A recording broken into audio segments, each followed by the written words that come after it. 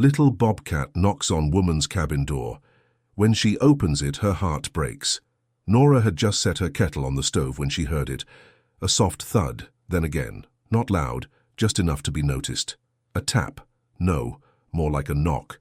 She froze. The cabin sat miles from the nearest town, tucked into the edge of Colorado wilderness, surrounded by pine, rock, and silence. No one ever knocked out here, not unless something was wrong. Her first thought was wind, a branch. Maybe an animal brushed against the door. But the knock came again, softer this time, like hesitation. Cautious, Nora approached. She peered through the side window, but saw nothing. She unlocked the deadbolt, slowly opened the door, and nearly forgot how to breathe. Sitting on her porch, hunched low and shivering against the cold wood, was a bobcat, but not like any she'd seen in the wild. It was tiny, barely the size of a house cat. Its fur was ruffled and dull, and one of its front paws was tucked awkwardly beneath its chest. Its amber eyes, wide and glassy, met hers, but didn't move. It wasn't threatening, it wasn't even afraid, it was pleading. Nora had lived alone for 3 years, since retiring early and escaping city life. She'd seen her share of wildlife, deer at dawn, coyotes in the hills, the occasional distant howl of wolves at night. But never this. Wild cats don't knock. They don't approach people. And they certainly don't sit, trembling on a human's doorstep in the dead of evening. She didn't move at first. Neither did the bobcat. It blinked slowly, as if waiting for something, as if it had come here on purpose. Then she saw it. Blood. A small smear on the wood beneath its side. Not a deep wound, but fresh. She stepped back and opened the door wider. The bobcat didn't run. It didn't growl. It simply limped forward, one slow step, then collapsed just inside her doorway, its body giving out completely. Nora dropped to her knees, unsure what to do. Her heart thudded in her chest as she reached forward with trembling fingers, whispering something, though she didn't know what. Maybe comfort. Maybe disbelief. She had no training, no experience with rescue, just instincts and a house full of quiet. But in that moment she knew one thing with absolute clarity. Something or someone had driven this creature to her door, and whatever had happened out there, it was only the beginning. The bobcat hadn't moved in nearly 5 minutes. Nora crouched beside it, unsure whether to touch it or just let it rest. The animal's sides rose and fell in small, shallow breaths, its fur heaving slightly with each one. She could see more, clearly now, a scrape along its flank, dried blood on its left ear, and that front paw curled unnaturally. But the most striking part wasn't the injuries. It was how calm the creature was. It had chosen to come inside. It had trusted her. Nora moved slowly, fetching the only towel she had near the firewood box, and placed it gently beneath the animal's body. It didn't resist, didn't even flinch. She whispered softly as she worked, not sure why. Maybe for her own nerves, maybe because it felt right. She knew this creature wasn't a pet, wasn't something to tame. But right now it was more than just wild, it was vulnerable, and it was hers to care for, at least for the night. She brought a shallow dish of water and placed it near its mouth. At first, nothing. Then, after a few minutes, the bobcat lifted its head slightly, sniffed, and took a slow, careful sip. Nora watched with quiet relief, her pulse beginning to settle. She reached for her phone. No service, of course not. The storm last week had knocked out the tower again. She'd need to radio the ranger station in the morning. Until then, it was just her and the creature fate had placed at her door. She sat, near the fire that night, wrapped in a blanket, watching over the little body curled just beyond the hearth. Every few minutes it would shift slightly, as if caught between sleep and pain. She thought about putting it outside, letting nature take its course. But something about that idea made her chest ache. This wasn't just any wild animal. It had asked for help in the only way it knew how, and something deep inside her had answered.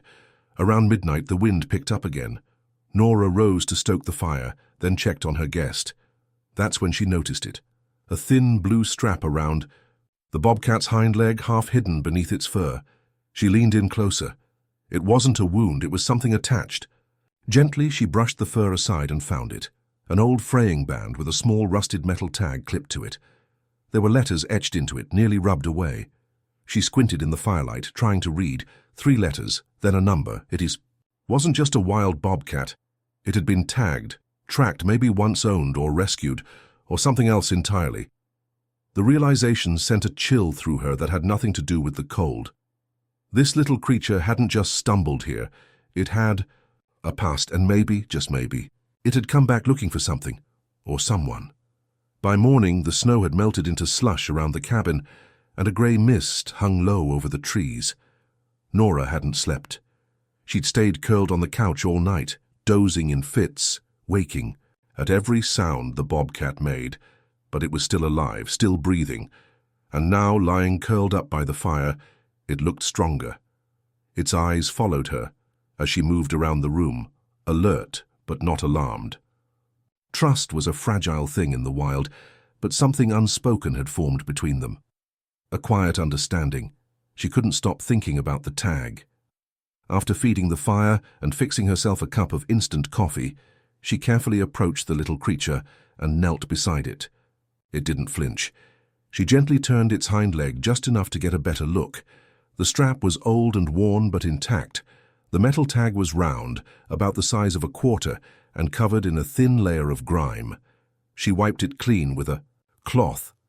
There, in small engraved letters, it read, NWR 137. Beneath it, barely visible, were coordinates. Her stomach tightened. NWR, Northern Wildlife Rehabilitation. It had to be. She remembered reading about it years ago. A non-profit that used to run a field station about 30 miles north, tucked deep into the forest, before funding dried up and the staff relocated. The place had been shut down since before the pandemic. She hadn't thought of it in years, and yet, here this little survivor was, carrying a piece of that forgotten place on its leg. She needed answers. Nora pulled out an old map from the cabin's supply drawer, spread it out on the table, and marked the coordinates roughly using the numbers from the tag. The location was no more than a 3-hour hike. Closer if you knew the terrain. She did. In her first year out here, she had wandered every trail, learning the land like the back of her hand. There was nothing out that way anymore. No rangers, no stations, just an abandoned compound hidden by overgrowth and silence. But maybe that wasn't entirely true. She radioed into the ranger station, just static. The line had been unreliable since the last storm. She tried her old satellite handset, but the battery was shot. There was no choice. If she wanted to know who this bobcat really was, where it had come from and why it had limped its way to her door after what seemed like years, she'd have to go herself. Before leaving, she checked the animal one more time. It was resting now, breathing more evenly, its injured paw tucked close to its body. She placed a bowl of fresh water and a dish with soft cut-up meat beside it. Then she gently placed the worn tag on the table and slid on her boots. Outside, the wind had died down, and the trail stretched ahead, damp and silent. She didn't know what she was walking into, but something told her this bobcat hadn't just shown up by accident. It had come from somewhere that wanted to be remembered, and maybe, just maybe, it had come back because someone never made it out. The trail hadn't been used in years. Shrubs had swallowed the edges, and fallen branches littered the way forward. But Nora moved through it with quiet determination, her boots pressing through patches of wet soil and old pine needles. The air grew colder as the trees thickened, the light dimming beneath their dense canopy. After an hour, she found the old marker, half-rotted, barely legible, pointing toward what used to be the Northern Wildlife Rehabilitation Outpost. She remembered coming here once, back when it was still running, back when the forest still felt like it was being watched over. Another half-mile in, the cabin came into view. It was worse than she expected. The wooden structure sagged under its own weight, the roof partially caved in. Windows boarded. Vines clawed their way up the sides, and the clearing around it had grown wild with weeds and silence. But there was something else. Footprints. Old, mostly erased by weather, but human. Nora's breath caught as she circled the building. At the back, the door was ajar. Not recently opened. but not completely sealed either. Inside, the air was dry and still, thick with dust and the faint scent of decay. Animal cages, small ones, lined the walls, long since emptied. Stacks of faded paperwork littered the counter. Shelves with jars and medicine bottles stood mostly intact. She moved slowly, taking it in, heart pounding for reasons she couldn't quite explain. This place was supposed to be dead, forgotten, but there were signs of movement. A blanket in the corner, bunched like someone had once slept there. An old lantern recently moved, and in the center of the main room, a photograph, faded and curled with time, still clinging to the wall with one rusty nail. She stepped closer. Anne studied the image. It was a team photo. 5 people standing outside the cabin. 2 men, 2 women, and in the middle, a teenager, barely 16, holding a small bobcat in her arms, its spotted fur barely visible against her jacket. Nora stared at the girl's face. It looked familiar, painfully so. The longer she looked, the more certain she became. It was her, years ago. Back when she'd volunteered here one summer, long before city life had taken her away, before she'd buried that chapter of her life entirely. The memory hit her like a gust of winter wind, the long hours cleaning cages, bottle-feeding orphans, the ache of watching them be released, never knowing if they made it. And one in particular, a runt, weak, barely clinging to life. The staff had said it wouldn't survive, but she'd refused to give up on it. She'd named it, though the name escaped her now. It had been so long. A sudden noise snapped her back, a rustle outside. She turned, stepping out the side door. Nothing, just trees, wind. But the feeling returned, like something was watching. She glanced at her watch. 2 hours since she'd left the cabin. She needed to get back before dark, before the bobcat, her bobcat, woke up alone. She took one last look at the photo. If the tag came from here, and that animal had made its way across miles of wilderness to her door, there was no denying it anymore. It had remembered, not just the cabin, not just this place, it had remembered her. The hike back felt longer than the way there. Nora's legs moved on autopilot, but her mind was spinning. The photograph wouldn't leave her head. That summer had been a lifetime ago, or at least it felt like it. She had buried it so deep, convinced it had been just a brief chapter, a naive phase of youthful idealism before real life took over. But now she wasn't so sure. She hadn't just volunteered there, she had loved it. And that bobcat, the one in the photo, barely old enough to survive, she had poured everything into helping it live. Her supervisor at the time had warned her not to get attached, but of course she had. And when it had finally been released, she had cried the entire hike home. By the time she reached the cabin, the sky had turned a deep shade of gray. The light was fading. She opened the door slowly, heart pounding in her chest, unsure of what she'd find. But there it was, curled near the fireplace, awake now, head lifted. It didn't flinch when she entered. It watched her quietly, calmly. She knelt beside it, breath catching in her throat. "Is it you?" she whispered. "It can't be. That would have been, what, 9, 10 years ago?" The bobcat blinked slowly. Its eyes didn't look wild, not completely. There was something behind them, something unsettlingly familiar. It wasn't fear or confusion, it was recognition. She moved gently, not wanting to scare it, and placed her hand down on the towel near its side. After a pause, the bobcat leaned, slightly forward, and pressed its head against her fingers. She didn't breathe. She couldn't. That simple gesture collapsed 10 years of distance in a second. There had been a moment like this before. Back in that dusty rehab cabin. The same eyes, the same tentative trust. She had named him Juniper after the tree that stood outside the center's front door. She hadn't thought of that name in nearly a decade. "Juniper," she said aloud. The bobcat didn't move, didn't react, but she knew.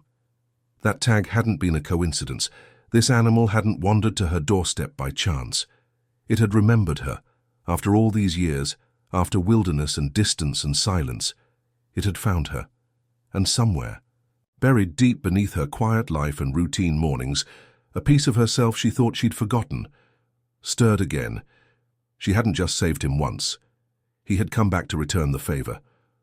The following morning, the forest outside was silent. The snowfall had returned overnight, coating the trees in a thin layer of white, and the world felt still, as if pausing to listen. Inside the cabin, Nora sat beside the fire, her coffee forgotten in her hands, watching Juniper sleep. His breathing was steadier now. The limp had lessened. She had cleaned the small wound on his side and wrapped the paw with gauze, unsure if it would help, but wanting to do something. He had let her, without fear, without resistance. That same trust, that same invisible thread still held between them. She knew he wouldn't stay. He couldn't. The wild would call him again. It was already in his bones. This moment, this reunion wasn't a new beginning. It was a full circle, a thank you, a goodbye. She thought about all the years in between, the job promotions, the city noise, the day she'd finally decided she'd had enough and moved here, hoping to feel something real again. And now, without even realizing it, that something had come back to find her. Not in words, not in answers, just in presence. Juniper stirred, lifting his head. He blinked at her slowly, then rose to his feet, still wobbly, but steady. He walked to the door, stopped, and looked back. Nora stood, walked over and opened it. The cold rushed in, but she didn't care. He stepped out, one paw at a time, leaving prints in the fresh snow. Then he turned again. Their eyes met. She didn't say a word. She didn't need to. Juniper gave a soft, quiet chuff, the same sound she remembered from so long ago, and disappeared into the trees. She stood in the doorway long after he was gone, arms crossed, scarf loose around her neck. There was no sadness, only something warm, something complete. Some bonds never break. Some goodbyes are really just acknowledgements that what you gave mattered, that it was remembered. Later that week, she called the nearest wildlife authority and gave them the tag number. They confirmed what she already knew, that the Bobcat had been released from the NWR Center 9 years ago after making an unexpected recovery. Records showed it had been hand-reared by a volunteer named Nora M., then released once it had gained enough strength. There was no GPS collar, no tracking device. He shouldn't have been able to find her, and yet he had. Maybe animals don't remember everything, but sometimes they remember enough.